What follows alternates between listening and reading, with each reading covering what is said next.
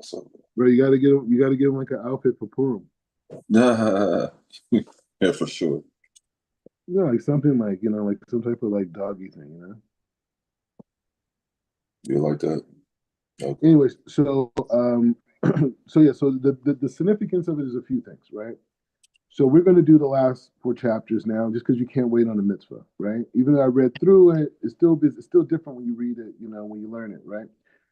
So it's a couple big concepts, right? So the thing is, so the yeshiva is official, right? So this is yeshiva. We have yeshiva, right?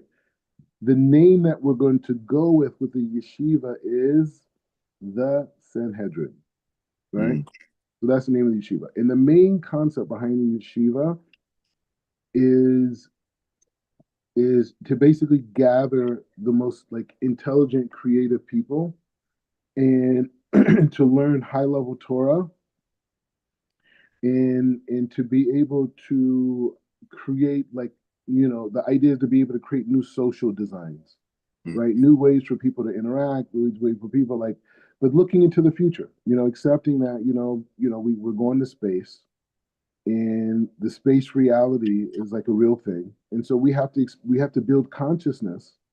So not only can people participate because people may not have access to the highest technologies, but through consciousness they can do it, right? So so through the concept of consciousness, um, people will be able to access all the higher technologies as they come, right? And that leverages out the people that have and have not, right? So the more of that consciousness that we spread, the more the world can participate in this innovation, right? And we'll be able to create new social designs, new systems, new ways for us to function, these types of things. So we need a school that supports that, right? And maybe out of that, out of those curriculums that are developed in the school, maybe we could, provide that knowledge for other institutions to use and that type of thing.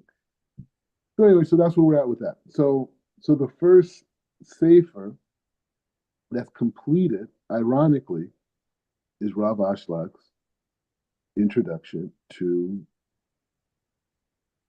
Zohar Kabbalah, right? Now, why is that significant, right? So everyone knows, I started the Kabbalah Center, back in 2003, and was there for several years. And eventually, many members of my family came and were involved as well. But the key thing is that the founder of the Kabbalah Center is Rav Ashlag. mm. Now, the teacher that I had, my teacher was Rav Berg, who was the student of Rav Brandwine, who was Rav Ashlag's basically main student, right? And he conveyed over the tradition over to Rav Berg, and then that's where I got it from, along with a lot of other people in the world. And so it's just ironic that this whole thing from 2000 basically three, and now in 2025, I have a yeshiva, and the first thing that we learn out is his introduction, right? So that's just saying that's God, right? You can't create that, you can't make that up. That's God. And I finished it in Jerusalem, right? Maybe I have to visit his cave. We may have to do that. Yeah, we may got to do that. We may got to do it. We may got to go. Yeah, in fact, we got to do it. We got to do it. Can't stop, won't stop. All right. Yeah, So no, well, we got to do it tomorrow, man. and I'm holding this right now. This is from Yeah. Rob. It's from Kabbalah Center. Rob Bird. This is his ours. The So connection was crazy. may the neshama of Ralph Philip Berg be elevated in the highest levels of Shemayim, Percussion. along with his wife Karen Berg should be elevated to the highest level of Shemayim, and Percussion. to be rewarded for all the good that they've done. Okay, so forgiven for anything that may have went wrong, forgiven. So it's like this. So the things like this. So that's a lot of the different occurrences that are going on right now, and it's a big concept. So we're going to do the last four chapters and talk it all a little bit, and then we'll get into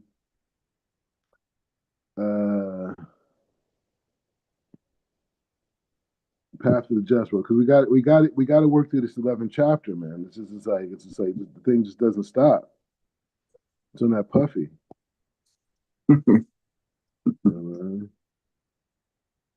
There we go.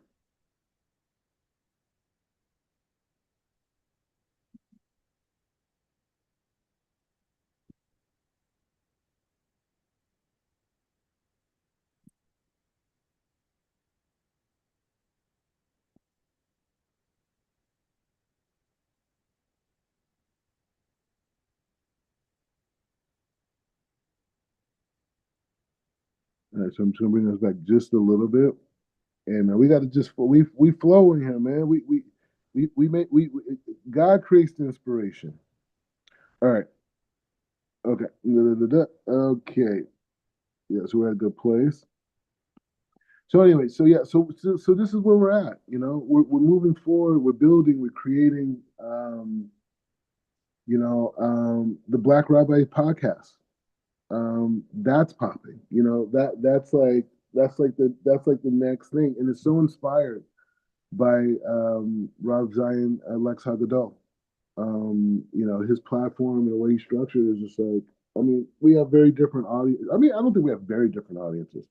We're just coming from like different perspectives, and like I'm not gonna have Hebrew classes. You know what I'm saying? Like that's not like you could go and learn by Rob Zion if you want that. You know what I mean? Like you go learn by him, and he has a good class. People like it.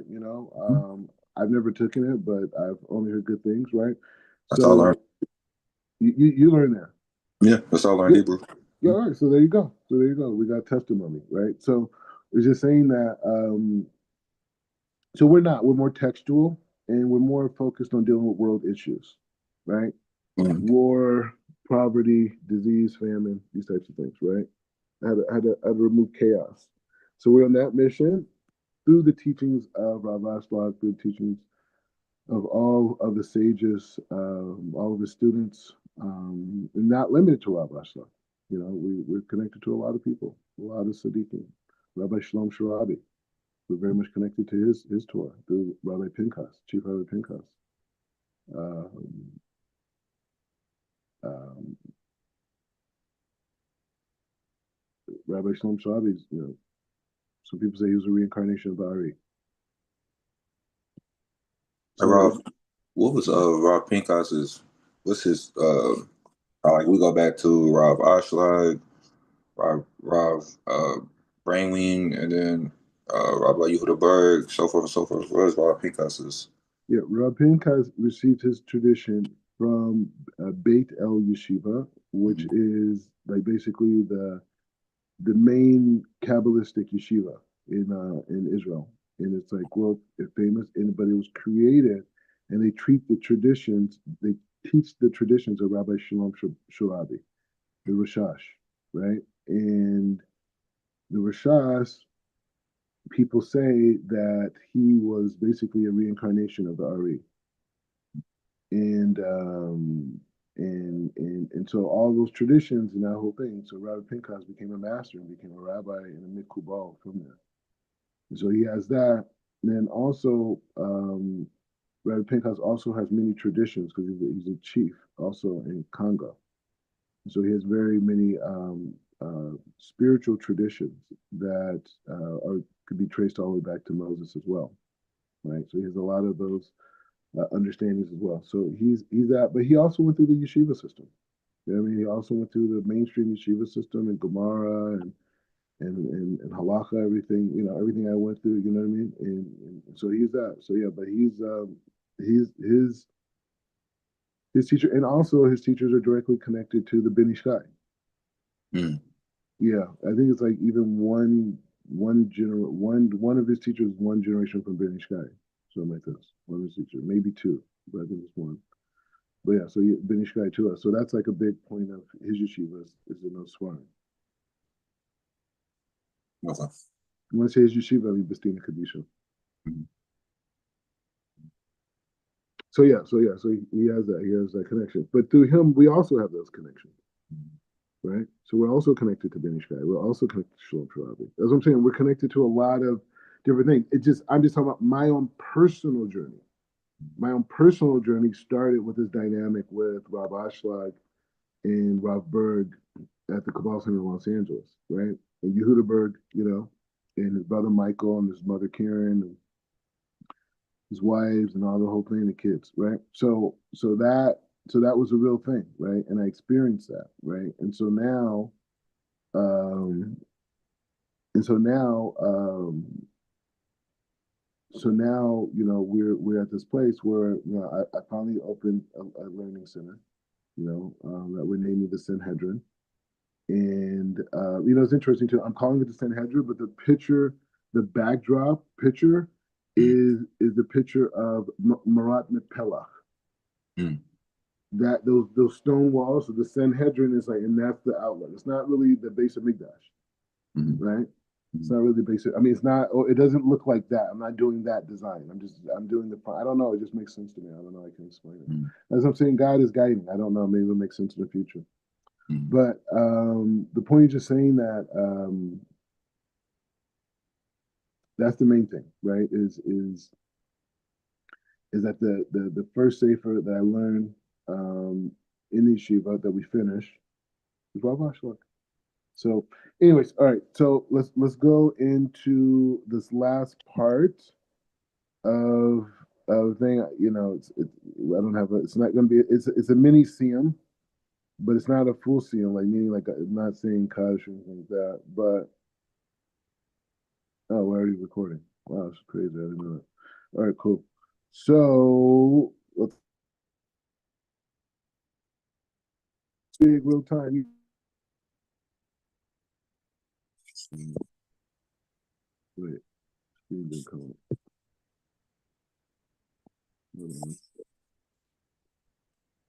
All right, screen.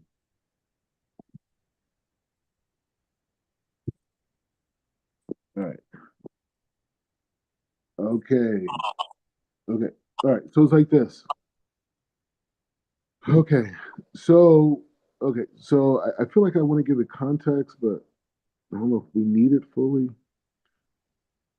Um. All right. Fine, let's go back a little bit. You just you know what I mean? Like you're one of the students. You know what I mean? Like you should be.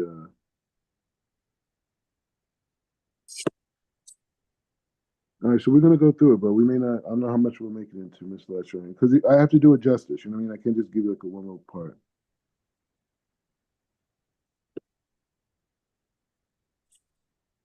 All right. So you deserve this. Yeah. You definitely deserve this. Okay. All right. Okay, so solution to the darkness, right? So it says, an amnam yadati hasive shehir ba'ikir metok.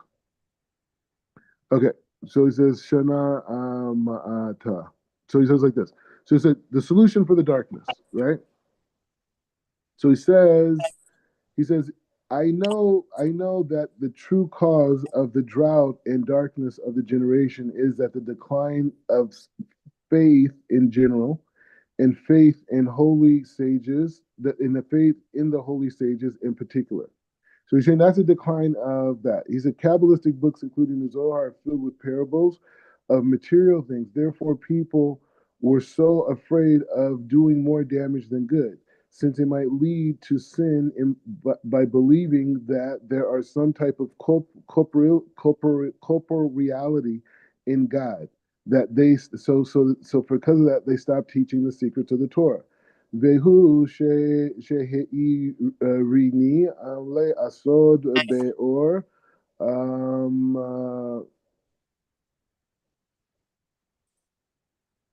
מסוק על כתיב ארי.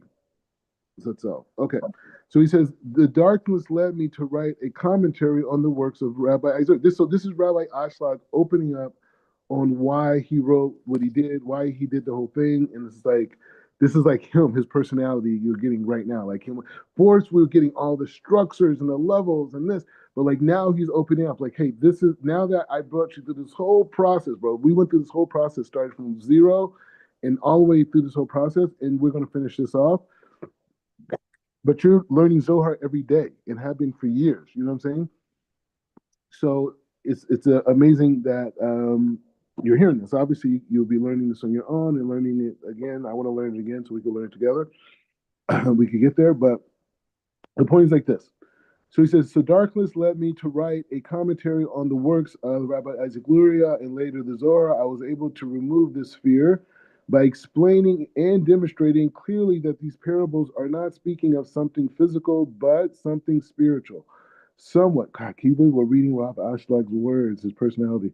He said something more abstract than anything that can be imagined in the physical world, something above place and time. And those who read those commentaries will realize that they are in they that they will be that they'll realize that they can enable every Jew to study the Zohar and be warmed by its holy light. Bekarati beora v'shem ha-sulam. Right? Okay. So he says, I titled this commentary the ladder, Hasulam, for my commentary functions like a ladder. If an attic is full of treasure, you need only a ladder to ascend, and then all the good in the world is available to you. You hear this? Ooh, man, bro. He says, Amnam ina sulam matir kifi asmo. So he says, in the latter is not the goal itself. If you rest on the hinges of the ladder, you will never reach the attic or achieve your goal. The same is true by my commentary on the Zohar. The words are not adequate to fulfill and explain these infinite deep matters. Yet in my commentary, I was able to provide a path and instruction for all people so that they can ascend and understand the depth of the book of the Zohar itself. That is the real goal of my commentary. You hear this, bro? And he says, Vehine kol mitzvayim atzel sefer Zohar Hakadosh.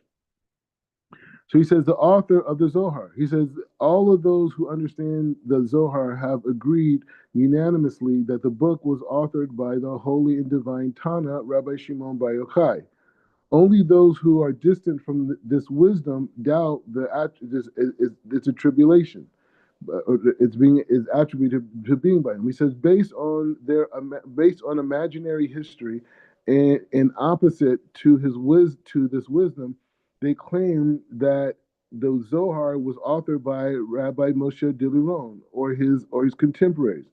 Ve'ine ka kasha ani ale asmi ha'arei miyom zikiti be'or. So he says, personally speaking, this is Rabbi actually, well, I'm saying for me, this is like unreal. It's like he's saying this.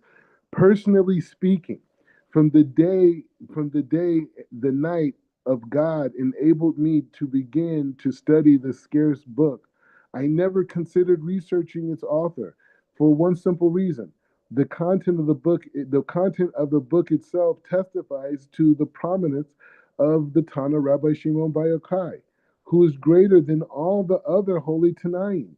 If I were to be convinced that the Zohar was offered by someone such as Moshe Diluron or the like, I would simply come to the conclusion that this person, Moshe Diluron, is greater than all the holy Tanaim, including Rabbi Shimon Bar Yochai.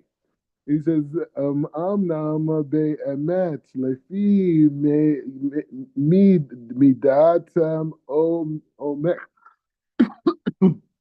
hachama." So he says, indeed, the book is so deep and wise that evidence that it is written by one of the 40 prophets. He said the book is so deep and wise that evidence that it was written by one of the 48 prophets would make more sense than attributing it to the Tana. Moreover, if I became convinced that Moshe himself received the Zohar on Mount Sinai from God Himself, I would be satisfied. This book is worthy of that, bro. This is unbelievable. Rav Ashlag giving a testimony about the Zohar and His Highness. This is Rav Ashlag, bro. Jeez. He says, once I was able to prepare this accessible commentary, enabling people to understand what the Zohar says, I no longer feel any obligation to investigate the identity of the author. No one who he says, no one who understands the Zohar could doubt it, that it is authored any less than by the great Tana Rabbi Shimon Bar Yochai. So let's keep going. He says, "V'kin lifi nista'alet hasha'el." So he says like this: the revelation in recent generations. So this is where he goes to high level. So he says, this raises a question: why was the Zohar not revealed in earlier generations? He says, which were no doubt at a higher level than the later generations, and more. He says, and more worthy of it. He says, in addition, why was the proper interpretation of the Zohar not revealed until the time of the Ari, and not until and during the time of and not during the time of the early Kabbalists? And he says, and the question, and he says, and all the greatest questions of all, why was the proper interpretations of the words of the Ari and the Zohar not revealed into this generation? Wow. Sometimes you have those moments in life where your life changes a little bit, you know? You learn, and nothing's the same afterwards. He says it could be that the later generations are better than the earlier ones, right? He says, could it be that the later generations or the earlier ones, did I learn this wrong? So he says like this. He says, "Ha teshuvah vehi kol ha'olam be samech zaman ki mo shel shita pe sheni." So he says like this. The answer is that during 6,000 years of the world's existence, right? Just the beginning and the end of existence will be 6,000 years, right? This is how we understand it. The world is like one parsuf, divided into three parts, right? So he said this world of 6,000 years, right? 6,000 years is a world. So you can see from the beginning of what we call the creation of the world, the Big Bang, whatever. And you can see that, and you can also see the complete end, right? The end of all creation. So while you're looking at the beginning and the end of creation, he said divide it into three parts, right? And he says not only divide it into three parts, he says the three parts that you're dividing it to is a head, a body, and the end. So he's saying that the body itself is expressing these three different dimensions of the experience of mankind of these 6,000 years. So picture a body now, right? And he says, and the different body parts parallel, as you know, different spheros, right? Different spheros, right? And so he says like this. He says there's two systems, right? He says that one system is Chabad, Chokhmah Bina Dat, right? That's Chokhmah Bina Dat is Chabad. The second one is Hagat, Netza Gevur Teferet, and the other one is Nehiye, which is Netzach Hod and Yesod. Okay, so these are the three different parts: Chabad, Chokmah Bina Dat, Hagat, Hesed Gevur Teferet. The third one, Netzach Hod Yesod, Neiyah. Okay, and these represent the three parts of the body, right? So how does it work? He says the sage's state, right? So he's going to say it again, but I'm going to say it now. So the head part represents Chabad, right? So that's Chabad. The body, as you know, has a Gevura. Those are the two arms, and then the chest, and then you have Netzach Hod and Yesod, right? Which is the two legs in the reproductive area, right? So that's what he's saying, right? So he's saying that the sages state that the sages state that those 6,000 years, the 2,000 years of chaos, tohu vuhu, 2,000 years of Torah and 2,000 years of the Mashiach. He says this means during the first 2,000 years, the world will be like a head without a body that contains only the light of Nefesh. So now he's going to connect these three parts of the body, right? The head, the chest, and the legs, leg, feet type of thing, right? Those three levels, right? Those three aspects of the body are connected to Chabad, Hagat, and Nitzia, right? Now he's saying also they're connected to the three parts of the soul: Nefesh, Ruach, and Neshama. So he's saying that now that the head part of creation was the first aspect of creation that was made at first. So he said, if you want to understand that, imagine having a head without a body. A head, and I understand this stuff. And he's saying that within that head aspect, it connected, it was the expression, the light that was expressed is the light of Nefesh, right? So he says, Yish Yarik Hafiki Bin Kalim Le Orot. So he says, and there is an inverse relationship with the light and the vessel, right? He says the first vessel grows with each parsuf, right? Starts at the beginning. So we started with the head, right? So the head is the design, right? So he's saying that the head, as it starts to emerge and come into existence, he says the light, he says there's an aspect of light and vessel with that, right?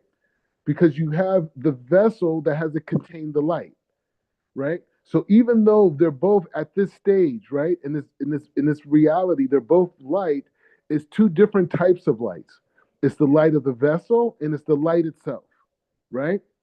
So he's saying as that head is developing, the contrast of the light of the vessel and the light itself are there. And he's saying in there, and he says, so he says like this. He says the first vessel growing with a parsuf, starting at the beginning. But the lights are the opposite. For the lower lights are enclosed in the parsuf at the beginning. That's the vessel. Hence, the vessel contains only the upper levels, right? It contains it, namely Chabad.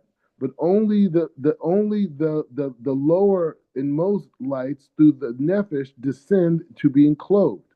So he's describing this quality of light that's merging this aspect of skull. And he says this explains the 2 years, the 2,000 years of chaos. So he's saying the first 2,000 years of creation were chaotic, were chaos. Like, and I guess the Torah describes it as a tohu vuhu, right? So those are the first 2,000 years, right? And so he's saying that is the aspect of the skull coming into fruition.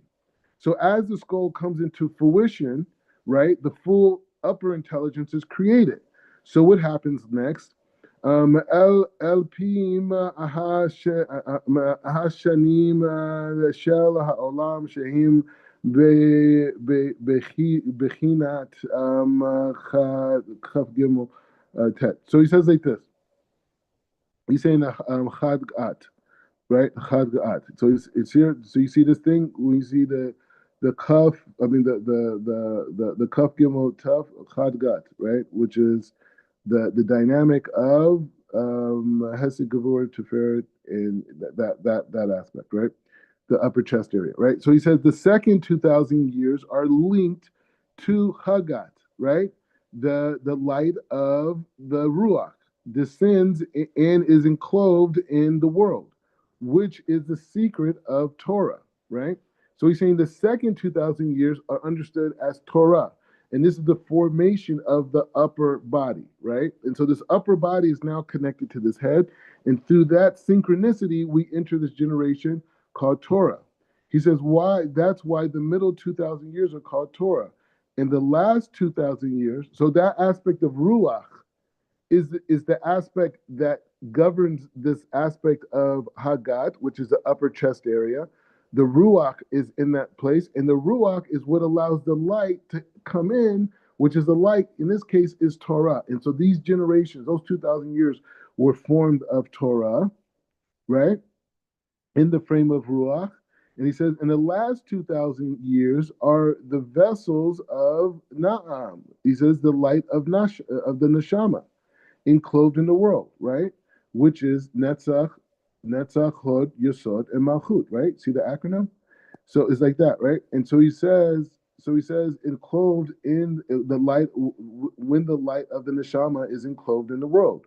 For that is the greatest light, and that is the light where the days of Mashiach, right? Okay, so now we see the structure, right? We're using the body as a way to understand the continuum of existence. So the head part represents the first 2,000 years. The chest part represents the second 2,000 years. And the third part represents the last 2,000 years, right? And so we're saying that the beginning represents this concept of tohu vuh, this aspect of the world in a place of chaos when everything was figuring itself out and merging and developing and going all this, stuff that looked chaotic. And then it emerged into the frame in the frame of the second 2,000 years manifests itself in the body in terms of the chest area. And that aspect is the aspect that's governed by the frame of Ruach, as in a way, the head is governed by Nefesh. The aspect of Ruach governs the chest area. Sorry about that. Bring it back up to the screen. Hold on. It it it it governs the chest area, right? And so the end part, hold on. Yeah. So the end part is the leg part, right? And the leg part is Netzachot and Yesod, right? And then you say Malchut too. You'll probably see that in there later. But the point is saying, so that's that part. And so he's saying that the first 2,000 years were chaos. The second 2,000 years were Torah, and now the 2,000 years are in chaos. The 2,000 years are um, uh, okay. So he's like this. He says, "Gan Derek he recall se parsuf parti." So he says like this. So he says, in the same as regard for each individual parsuf regarding the vessel of Chabad and Hagat, which symbolically reach into the chest, the lights are covered. He says, only then begin the illumination, the revealed Hesed, the revelation of Chokmah is supernatural and from the chest down. So he's saying that this aspect of when the head and the body connected, it allowed these attributes to fully manifest, right? He said they only begin to illuminate the revelation of Hesed. Like so, these things in the upper world were connected directly to what was going on in this lower aspect, right? And so he says, for this reason, prior to revelation of the vessels of Netzach Yesod and Malchut, he says, in the Pardet are the Parsuf of the world, and namely the last 2,000 years. So this is the leg part, right? And so he's saying the leg part, right, of the story, the end of the story, he says, namely the last 2,000 years of the 6,000 year world. He says the wisdom of the Zohar in general and the wisdom of Kabbalah in particular was hidden in the world, right? For these first 2,000 years, right? They were hidden from the world. Why? So he says, at the time of the Ari, this is Rav Ashlag just telling us this is the Masurah, bro. This is what really actually happened. Everyone else is talking. This is Rav Ashlag telling us what happened with the Ari. He said, when the time of our, when, he says, at the time of the Ari, when the time was approaching for the perfection of vessels, from the chest down, the illumination from the upper Chokmah was revealed to the world through the soul of the divine Ari, who was able to receive that great light.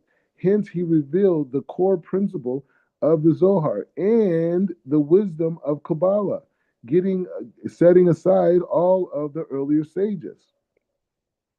Ve'am kol zeh. So he says, and he says, and even with all of that, all those vessels were not completely perfected. The Arizal died in the year 5332, from creation 1572. Wow. As is known, he says, hence the world was not yet prepared for the revelation of his words, and his sanctified words could not be understood only by a few elite individuals who were not permitted to publicize them to the world. But in our generation, now that we are near the end of the second 2,000 years, is permitted to reveal the Arizal's words and the words of the Zohar to the world. You hear this? It is important. It is very important from our generation on. The words of the Zohar will be increasingly revealed into all of God's plan, all into all that God has planned for the complete revelation will be completed. ואפי זה תבין שבאמת אין קץ לשעיר. So he says, and now you can understand that the earlier generations were at an infinitely higher level than later ones, but for the reasons of the principles of the parsuf of the world. See, they were at a different stage of the world, and the souls, the purer something is, the earlier it is in the selection of the parsuf, right? So Keter, for example, right? It says, hence the vessels of the Chabad were selected first from the world and from the souls. That is why the souls in the first 2,000 years are in the infinite, are infinitely higher. Yet they were unable to reveal the level of perfected light because the lower levels in the world of within themselves of Chabad and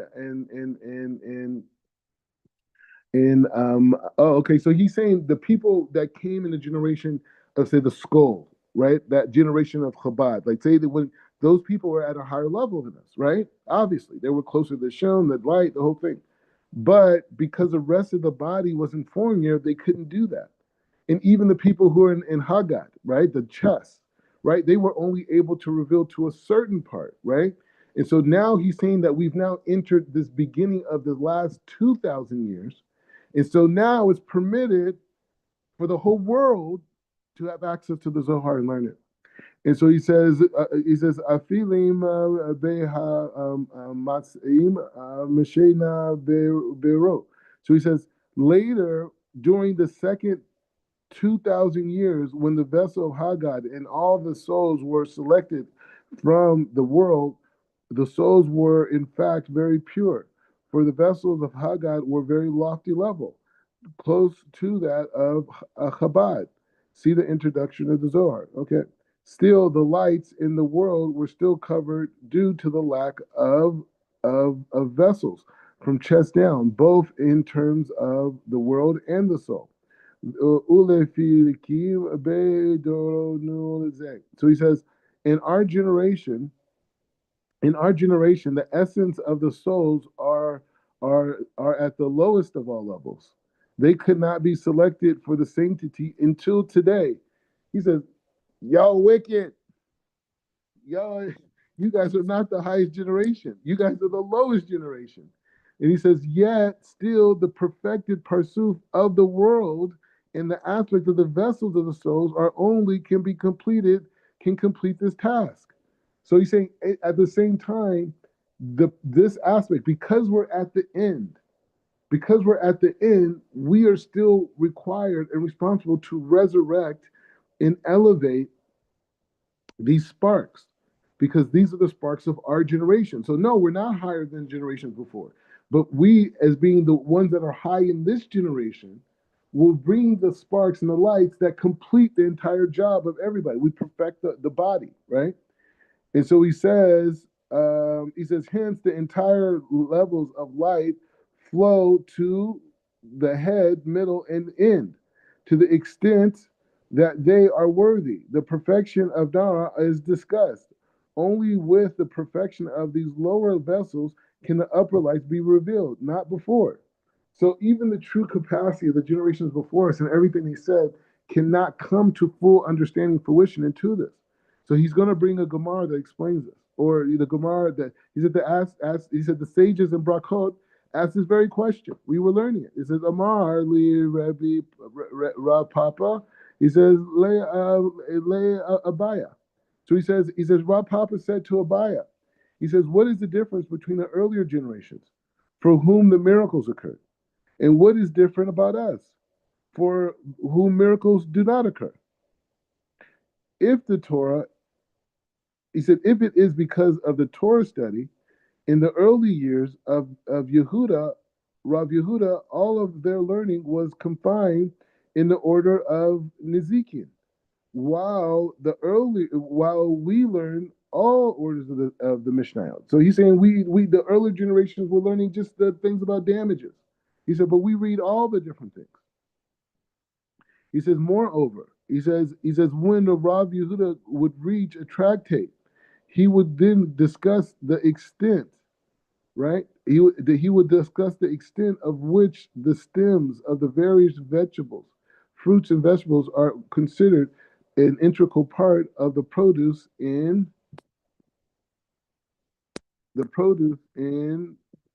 terms of bringing ritual purity. The halakha that women who pickled vegetables in a pot, and some say that he would reach the halakha that olive pickles with their leaves were pure, because after pickling, it is no longer possible to lift it by its leaves. So they are no longer considered part of the fruit. It would they would find it difficult to understand. He would say, we see the disputes between Rav and Shmuel here, yet we, in contrast, learn the 13 versions of Ezekiel. Okay, so what did that mean? So I guess what he was saying is saying that in earlier generations that they didn't have as much content or much access to content as they have more access to content now than they did in the past. And he showed like how they would come to certain conclusions based off of certain rationales. So he's saying you can't say that the earlier generations studied more Torah than we did, right? Because that wasn't true. We have more access now than they did during that generation. That's his point, right? And Rav Ashak is bringing this Gemara to show that this Gemara is showing that principle that yes, the souls of past generations were higher, but they could only reveal up to a certain amount because the full totality of the body was not fully created in terms of man's existence. So he says, "Ve'afal pi kan Rebbe Yehuda." So he says, but regards to miracles, after declaring a fast to pray for a drought to end, when Rabbi Yehuda would remove his shoes, the rain would immediately fall. Where we torment ourselves and cry out, and no one notices us. Abaya says to Rav Papa, the previous generations were wholly dedicated to the sanctification of God's name, while we are not as dedicated to the sanctification of God's name. So they're going over this machlokas of you know who's holier, right? Let's go back a little bit. He said he says what is different? He's asking a question. What is different about us and the prior generations, right? They saw miracles. We don't see any miracles.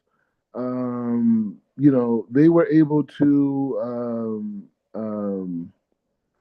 they were able to, do these things. What's going on, right? And the response was they saying, well, you couldn't say that they study more Torah. We have access to more Masechtot than they do. Why? It's a whole discussion. But that's what his point was, right? And so he says it couldn't be because the Torah says that. And so now the response to Rav Papa, right? So Rav Papa says it can't be because of Torah, and we have more access. So Bias says to Rav Papa, the previous generations they sanctified God's name more. They didn't commit sins. They were more this, and we are more further away. He says, Hare Apalpi, and he says, Sheina Lemi Kashin Leitin Lehin Lehin Lemi Aretz Haya. So he says like this, according to both the Gemara's question and answer, the earlier sages were greater than the latter ones. Still, as far as Torah and wisdom are occurred, Rav Papa and Rabbi were more important than earlier sages. Thus, it is explicit that the earlier generations are greater importance in the term of the essence of their soul, because pure things come into the world earlier. Still greater knowledge comes into the world in later generations for the reasons discussed above. Since the general level of cosmos grow in the perfection over time, the more perfection lights flow through them. In the later stages, even though in their essence, it's just even though in their essence they were inferior. Ve'in leha keshut. So what is being said? So he's saying that he's going over this idea is that they're basically refining that same principle, right? And that same principle is the idea that the later generations or the earlier generations were their souls were much higher and more loftier, but they were only able to do so much because of the progression of existence, right?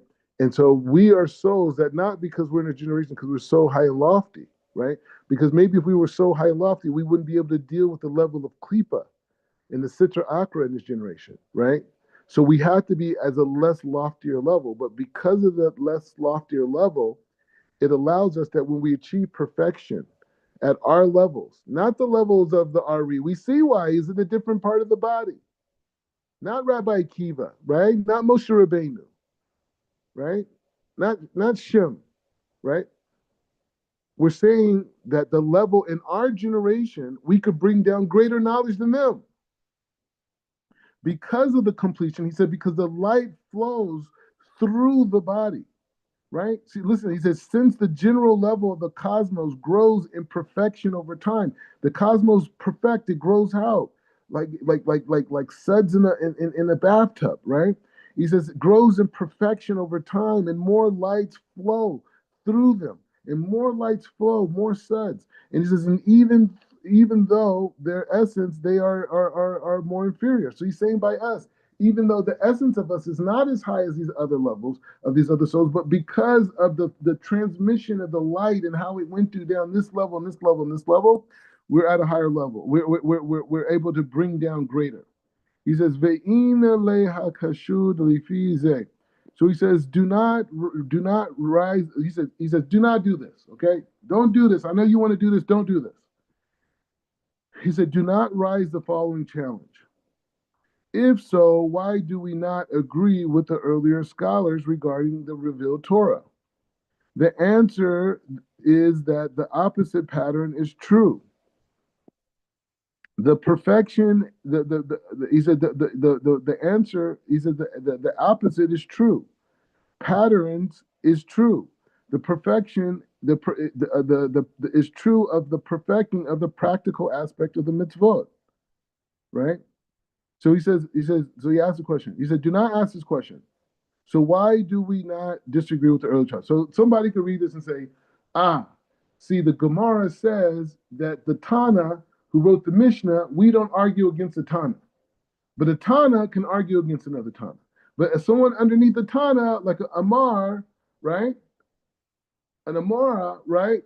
He can't argue against a Tana, right? And a Rishon can't argue against an Amora either, right?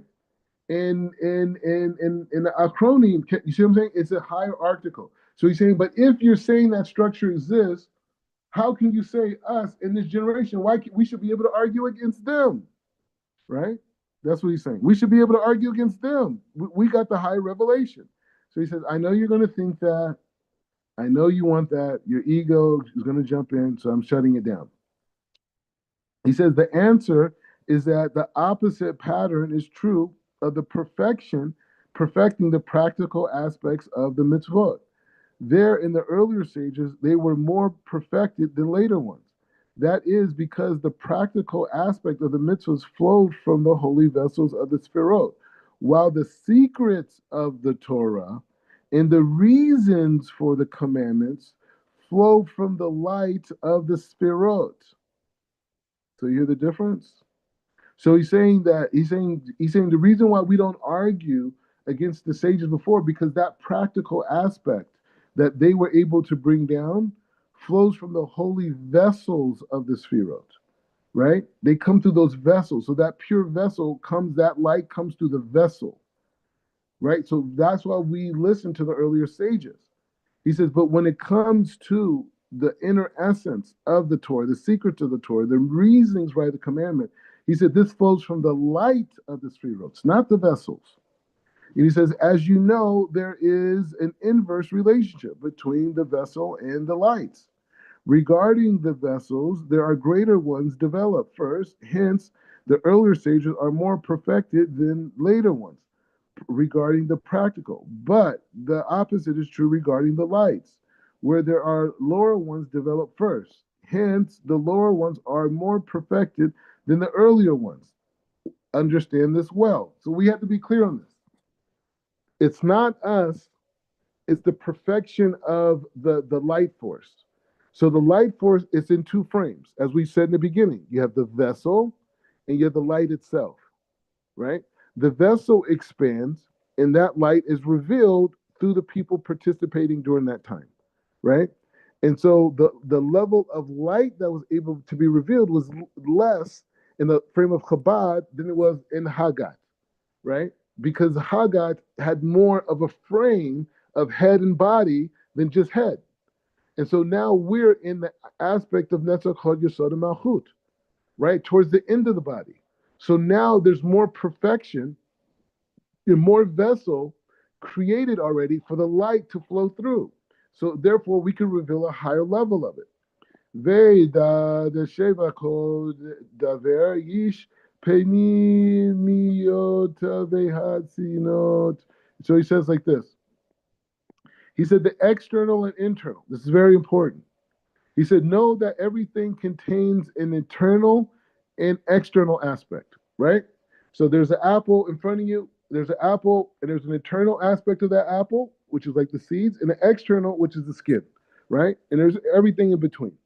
He's saying the same thing spiritually. In the same way that there is, when you see, they say there's a light right in front of you, there's an external aspect of that light, and there's an internal aspect of that light. He says, and within the larger world of Israel, the descendants of Abraham, Isaac, and Jacob are considered the external aspect of the world, while the other, oh, sorry, sorry, I'm sorry, they are considered the internal aspect of the world, right? So he's saying that the descendants of Abraham, Isaac, and Yaakov are considered the internal aspect of creation, while the other nations are considered the external aspect of the world. Even within Israel itself, there is an internal aspect and the perfection, the perfect servants of God, and there is an external aspect, those who do not dedicate themselves to the service of God. The same is true with other nations. Their internal aspect is righteous among the nations. All right, so he says the same thing is true with the other nations.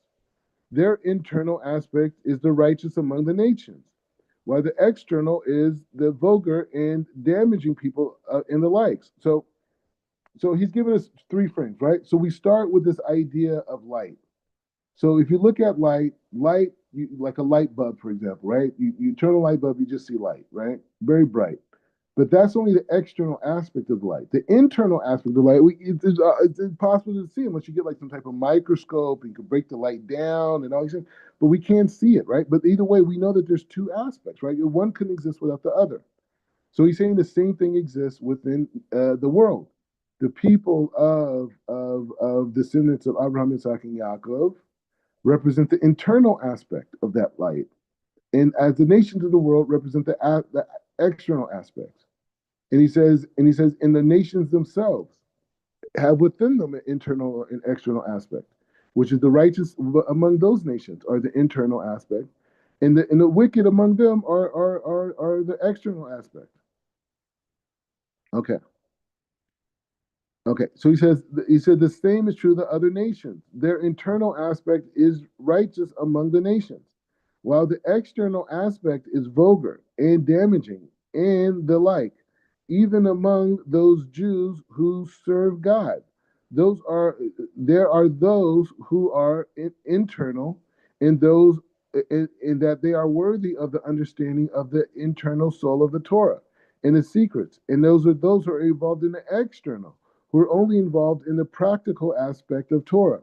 And even within, so let's understand that. So he's saying, so within the scholars, there's also an internal and an external.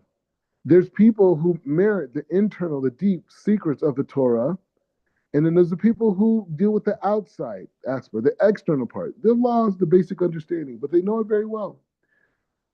And so he says, even among the Jews, even among the Jews who serve God, there are those who are internal and those who are worthy of understanding the internal soul of the Torah and its secrets, and those who are in the external, who are very involved in the practical aspect of the Torah. Even within an individual Jew, even within an individual Jew, there is an internal aspect of Israel, aspect of him, which is the secret of the point of in his heart, and the external part, in the external aspect, which is that like the other nations within them.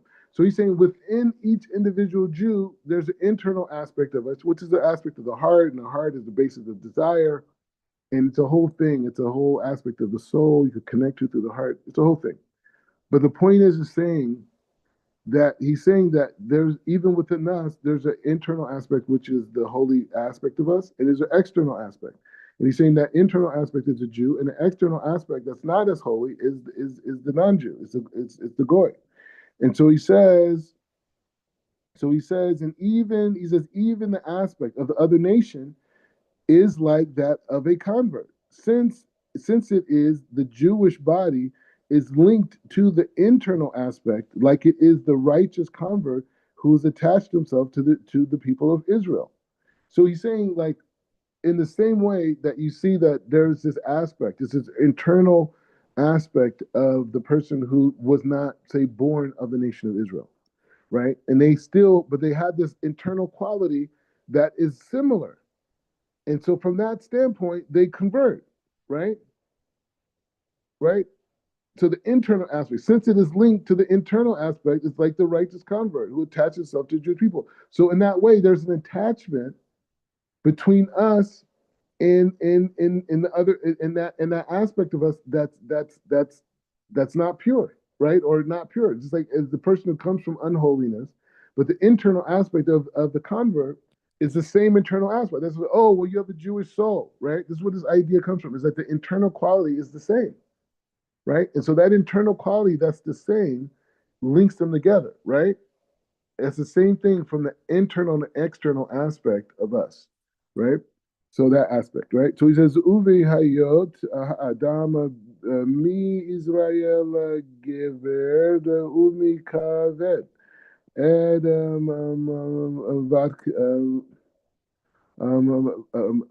vachnat. Sorry, yeah, I just want to make sure I said that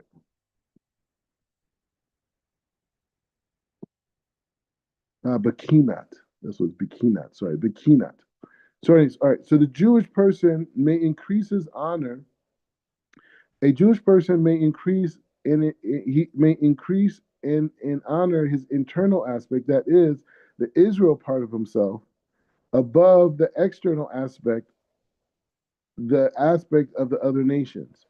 When he focuses his efforts and energies on increasing and raising his internal aspect for the betterment of his soul, and he may minimize his efforts to maintain the other nations' aspects within him, his bodily needs. That is what Mishnah says in Pirkei Avot.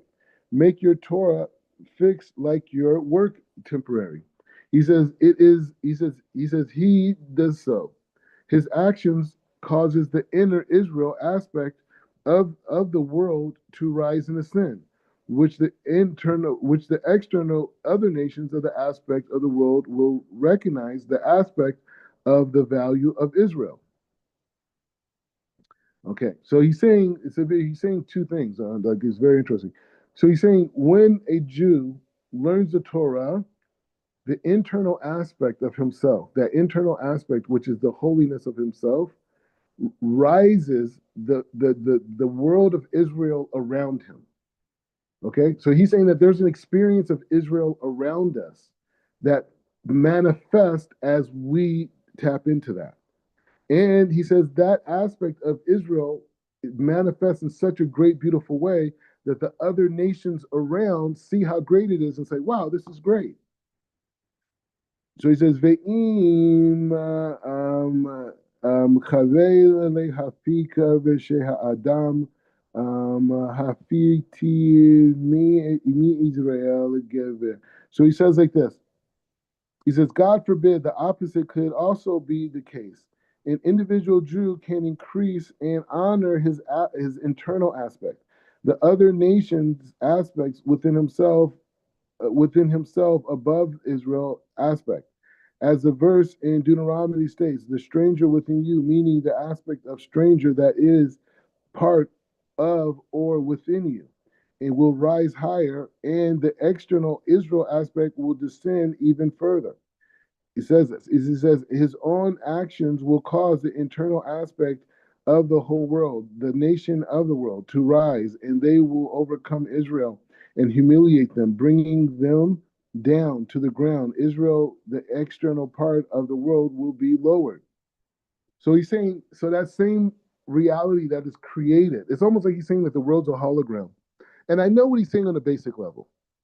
On a base level, someone could learn the same thing, say, oh, well, you know what? It means that his inner aspect of spirituality would dominate over his physical. Okay, what does that mean? That means the world around me also changes, right? It's not I'm walking around like on some like ecstasy experience. You know what I'm saying? Like the world around me changes, right? And the world around me that changes is the world that I want to experience.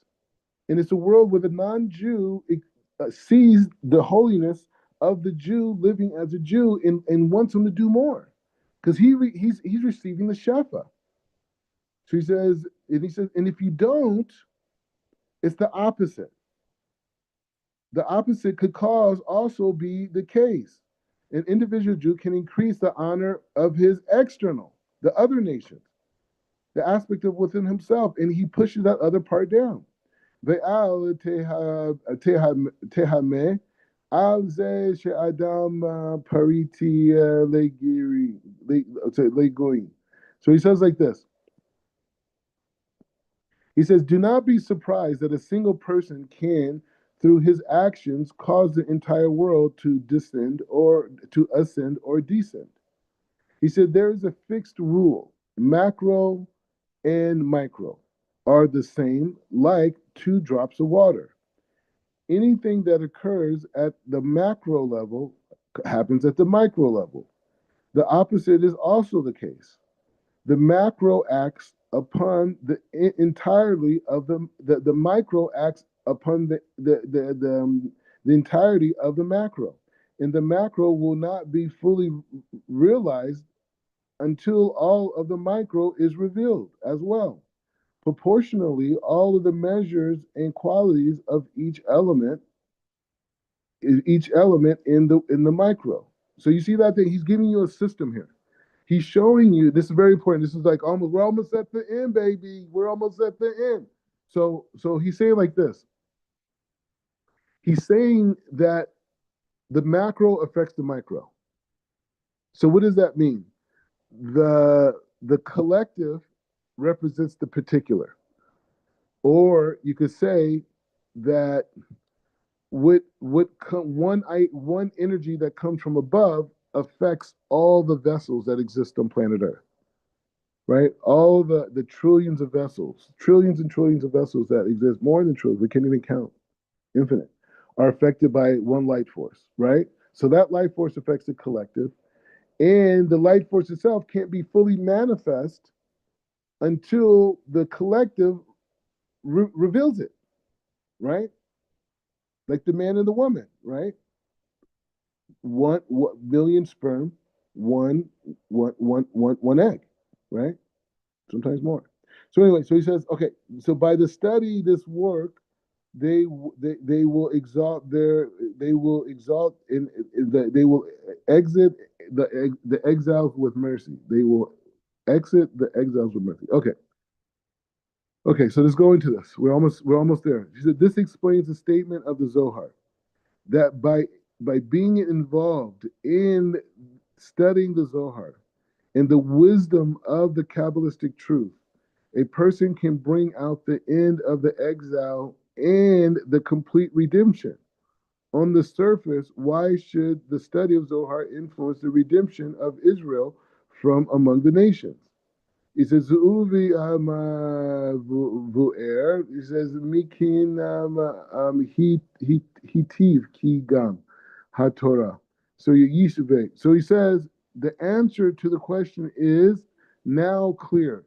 For the Torah also contains an extra internal and external element, just like the world is a whole. Hence, those who study Torah also have the same two levels. Okay, so the answer to the question is like this. So he's saying, how does the studying the Zohar speed up the revealment? How? How does it do it? So here's a big question. Here's a $1 zillion question. Right from Rav Ashlag in his teachings, Rav Ashlag should be blessed. His soul should just continue to be exalted, and we should receive Shefa. Rav Ashlag should advocate on our behalf. We're so thankful for you taking the time to write the Sefer and allowing us to grow. And we want to serve Hashem. We want to serve Hashem more. We want to bring the internal aspect of the Torah to the world, and surrendering the external of our selfish desires. Okay, so it says like this. The answer to that question is now clear. The Torah also contains an internal and external element, just like the world, just like the world as a whole. Since those who study the Torah also have the same two levels, to the extent that a person increases his efforts in the internal aspect of the Torah and the secrets, that is the extent to which Israel, the internal aspect of the world, ascends above and beyond the external elements of the nations of the world. So he's saying we study this aspect, right? So we're saying that in the same way that Israel, as a person, has this internal aspect, which is Israel, and an external aspect. In the same way that Israel as a nation represents the internal aspect of the world, and the nations of the world represent the aspect, that when we learn the Torah, because we understand that there's an external aspect and the internal aspect, when we learn the internal aspect of the Torah, which is the secrets, and the explanations and the deep understanding of why we do keep the halakha. Not that we need them, but it just allows us to be closer to Hashem and see the brilliance and the depth of the mitzvot. As we do that, we feed the internal aspect of the world. And the internal aspect of the world is a world where Israel is not subjected to the other nations, right? He said the other nations will then admit and recognize the greatness of Israel until they fulfill the verse. They will take of those people and bring them into their place, and the house of Israel will possess them on the Lord's land, slaves and bondsmen. And they will be captors to their captors and rule over those who oppress them. Similarly, the verses state, "So says the Lord: Behold, I shall raise my hand to the nations, lift my banner towards my people. They will bring your sons back in the fold of the robes, bearing your daughters upon their shoulders." Uvekim Eve, he says, yet God forbid the opposite occurs. The Jewish people could demean the internal aspect of the Torah and its secrets, which addresses the structure of our souls and their levels, which will, as well as the role of the intellect in the reasoning for the mitzvahs. Instead, he could focus on the external aspects of the Torah, which deal only with the practical, even if they sporadically focus on the internal aspect. He gives it little attention, studying it only at the time that it is neither day or night, and treating it as if it's something that he does not need in that in that case, he will be a factor in demeaning and lowering the external aspect of the world. So the Jew says, "Hey, I don't really need to learn Kabbalah. It's not such a thing." They're lowering the world. They're bringing the darkness, right? And so he says he will lower and humiliate the people of Israel and treat Israel as if there's something unnecessarily in the world, something that the world does not want. God forbid. Velo or the velo gomer gomer mim beze vesha afilu. So he says moreover that a person will cause the external aspect the external aspect of the nations to overcome their own internal aspect. The worst among the other nations and those who cause damage and destroy the world may become stronger and descend above the external aspect. The righteous among the Gentiles leading to all the destruction and corruption witnessed by our generation. He says, may God protect us. It is in that sense that of the in that sense, the redemption of Israel and the level of development depends on the study of the Zohar, the internal aspect of the Torah. So he's saying the only way that we can survive and build to the Mashiach and defend ourselves is by learning the internal aspects of the Torah. Because the internal aspects of the Torah allows us to represent who we are in the world, which is the internal aspects of the world. And as we learn that part, we grow and we illuminate. And the external part, which is the other nations, see us rise and illuminate, and they say, "Wait, the Jews are great. They're not, these thieves and these stealers and genociders and all these people." They try to say, they say, "No, these are the holy people of the world. They're bringing light. They should do more." And he said, the destruction and the sin of Israel occurs due to the abandonment of the integral aspect of the Torah, and its regards being brought down. And he says, and he says, and the destruction and the descent of Israel occurs due to the abandonment of the internal aspects of Torah, whether it's our personal life or as a nation, right? And he says of the internal aspect of the Torah and its regards being brought down until it was made out of something that no one had any idea for. So he said the external part became so powerful that it literally wiped out the knowledge of Kabbalah amongst the people in the internal aspect. It was the external aspect that came and basically removed it, right? So he says like this. So he says like this. So he says Ve Razav, he says Demila Kol Omer Kara, right? So he says like this. He says, wake and rise for the Shekhinah of the holy. He says, wake and rise for the sake of the holy Shekhinah. For you have an empty heart devoted to understanding. You cannot acquire her Shekhinah even though she is within you. He says the secret. He says the secret of the matter is like the verse. Speak. He says a voice speaks, calls out. He said it means that every voice echoes in every. He says it means that a voice echoes in every Jew, calling him to pray for the Holy Shekinah, to arise, for she contains all of the soul of Israel. The Zohar brings proof from another verse, and that word call refers to prayer. But the Shekhinah says, "What shall I call?" Meaning, I have not called this to the. I have not the strength to lift myself up from the dust.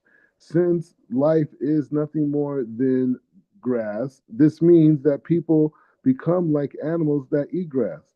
They perform mitzvahs unthinkably like animals, which is while it is love that is green shots upon the land. This means that people do acts of kindness for only for themselves. When they perform a mitzvah, they do not have the intentions to grant sanctification to their Creator, but only for their benefit. Afilu kol she'un demishta delin be'orea. So he says He says even he says he says even the best ones who dedicate their time and involvement in Torah only do so for their own betterment, without the proper intentions to grant satisfaction to the Creator.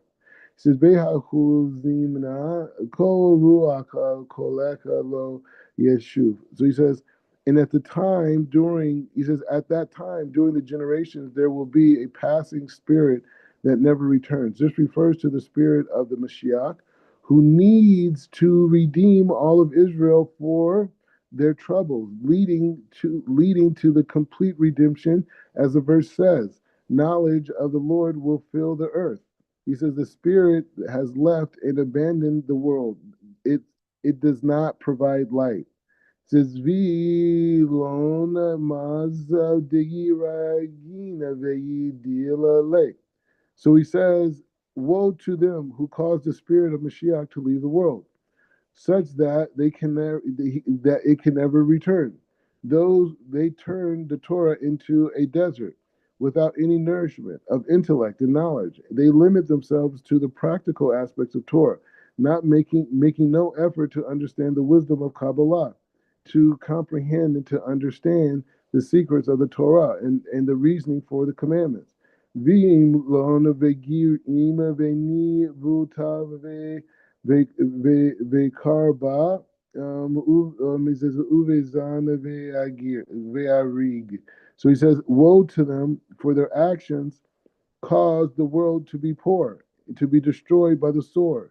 They cause corruption, theft, and death. So these people who block out the inner essence of the Torah allow the external world to take power. He says, Ute ama dirihem hu kemoda shebe iunu. So he says the explanation of the above passage of the Tikkun Zohar follows from what we have stated above. Since all those involved in the Torah denigrate their own internal aspect and the internal aspect of the Torah, abandoning the internal aspect of the Torah as if it is something that no one in the world wants, and everything involved himself in it only at a time. And neither night or day they are like a blind person feeling his way around a wall. In this way, they increase their own external aspect, meaning that they benefit their bodies as well as the external aspect of Torah, which they prefer to the external aspect. This causes all the external aspects of the world to be strengthened at the expenses of the as the internal aspect. Each category follows its essence. Okay, so what's being said here? So he brought these different verses from the Tikkun Zohar up above, and showing this relationship between the internal and external. And as internal denigrates, the external grows. As the internal grows, is that. And so he's showing that just because people are he's giving qualifications, and people just do the mitzvahs. They don't care about the learning. They don't do it. They just go. They do it superficially. They don't care. It's just a whole thing. He said they're bringing darkness to the world. They're bringing darkness to the world. And so he's saying this is why the aspect of the learning of the sages of the Torah and the internal aspects is so crucial, especially specifically by him the Zohar. The he sonot Israel. They hinu ami harotzot. All right, shevayhem. So he says like this: under the circumstances, the external element within the people of Israel, the arrogant Jews become stronger and overwhelm the internal aspect of Israel, the great Torah scholars. Similarly, the external aspect of the other nations, their destructive sides become stronger and overwhelm the internal elements, the righteous among the Gentiles.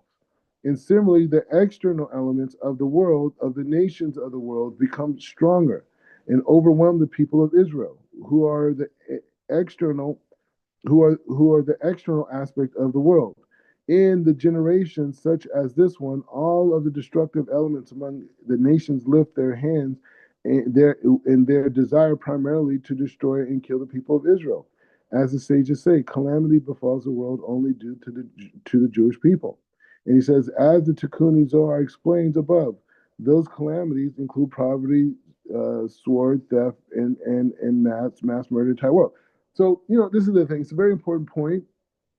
When people say, I'm a Jew, right? And they say that I'm a Jew and I'm at the highest point of all of creation. That means, as a Jew, the calamities that come upon the world is because of us and us not doing what we're supposed to do, right? Because we're not learning the internal and external parts of the Torah with the same vigor and the same intensity, right? With an emphasis on the internal aspect, right? Because the internal aspect is what raises Israel above, which creates the reality of Israel in the world, right? It's the secrets being shared and learned, right? So when you say that, you're responsible for the world, right? So people say, I want to be this. No, you're going to be responsible. Hashem is going to say, why were you not fighting against mass murder in the world? Why would you not fighting against poverty? Why would you not fighting against the sword and theft and death? Why were you not removing death from the world?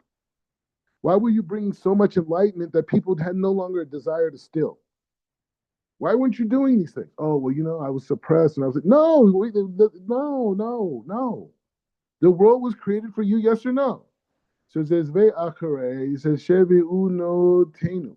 Har be'im na'asenu adi ro'i. So he says, L'chol amor. So he says like this. Due to the many sins that we have witnessed, everything described in that passage of the Tikkun Zohar derives the attribute of justice, has attacked our best, and the sages state calamity befalls the world only when the wicked people are in the world.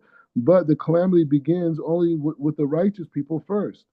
And he says, he brings some examples of Europe. And he says like this, he says, the glory of the people of Israel in Poland and in Europe have been reduced to a handful of refugees in the Holy Land. So he's saying like they used to have these huge Jewish dynasties, hundreds of thousands of Jews in places like Poland, Lithuania, all these types of places. He says, look what happened to them. He says, now there's like nothing there. There's no Jews there, and there's scattered communities who escaped and went into Israel. He says, we, those who remain, must now repair the horrible, distorted situation. Each and every one who remains must commit his entire being to increasing the study of the internal aspects of Torah and granting it its rightful place. For for that is more important than the external aspect of the Torah. Each and every one of us will be worthy of increasing the level of his own internal aspect. Those his Jewish aspects, his soul needs, those will become greater than his external aspects of the other nation, and he needs in the needs of the body. So it's two worlds. We're overcoming the physical body through the secrets of the Torah, and we're coming through the external aspect of the world, which is the other nations that do it. Like, for example, there are certain communities, they would not have police brutality if they were learning the secrets. Vegia kocha hazeh gam kol chalav Israel kulo ad she'imi ha'artzot shebinu. So he says like this, all the energy that will spread, he says, all the energy will spread to all of Israel, to the point that even the unlearned will recognize and understand the greatness of the Torah sages, and they will listen to them and follow them. Similarly, the external aspect of other nations, the righteous among the Gentiles, will become stronger and overcome the external aspect, the destructive forces. Similarly, the external aspect of the world of Israel will become stronger and greater than the external aspect of the world in all the nations. He says, Kola emerod ha'olam yikilu levi'idu be'alamat.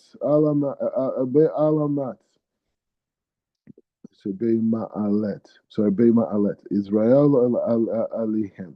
So he says like this, and he ends here. Then all the nations of the world will recognize and admit regarding the greatness of Israel over them. They will fulfill the verse, and the nations will bring your sons back into the fold of their robes, bearing your daughters upon their shoulders. It says this in the Parsha Natsot Nazar. Explains that this verse means this your work of Rabbi Shimon Bar Yochai is the Zohar. it will bring them out of the exile in mercy. And as I have explained, may that be God's will.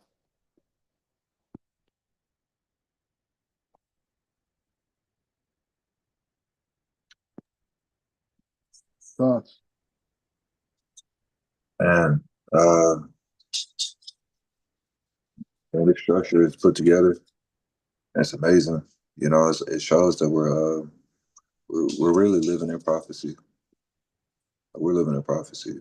Um, even our generation. I read somewhere once before that the lower we're so low because we fell from such a high place.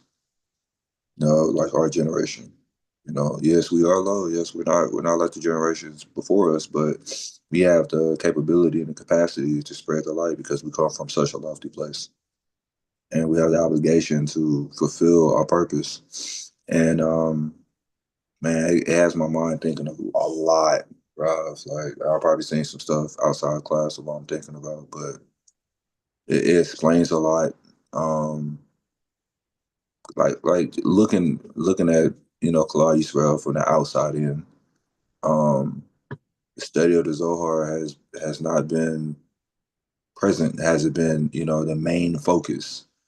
And that's the true essence of the soul. That's what we are. So it's making a lot of sense actually. I'm seeing some stuff outside of class for sure. All right. So yeah. So we'll finish it up there because we went through it, bro. We went through it, Yeah.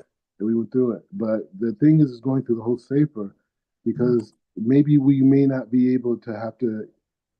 You could learn it out where you just have this in your head and you could share it with somebody. Mhm. All the structures because he creates structures.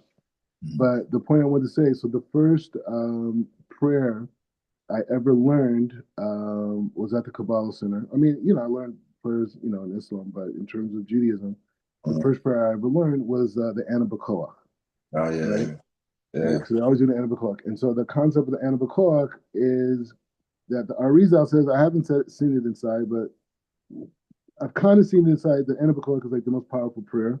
Mhm. And the way I learned it was that it connects us to the 10 dimensions, the 7 dimensions of reality, right? Mhm.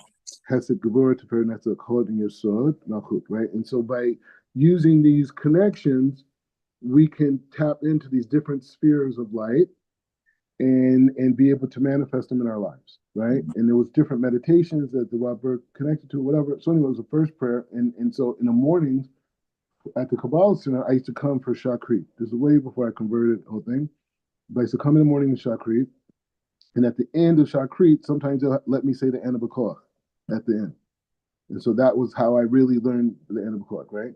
So I wanted to say it in the class because the Anna B'Koach, it represents, where I've started at in the things that Hashem was just giving me without even knowing, what Hashem was giving me, and not knowing that it was going to lead on this whole journey that right now I just did a siyum on Rav Ashlach's introduction to Kabbalah, right? And so, and I'm gonna learn it again with the other people. They have blessed chapters, but mostly Anna B'Koach, and I would say it in the merit of Rav and Karen Berg and all the teachers from Kabbalah Center and all my teachers, Rabbi Zweig, who's in Shemaim, Rabbi Rachmil, who's in Shemaim. All these are my teachers who also played Orsa Mayak and everybody plays such a huge part. Basini Kadisha, Chief Rabbi Pinchas, all of his Rabbanim,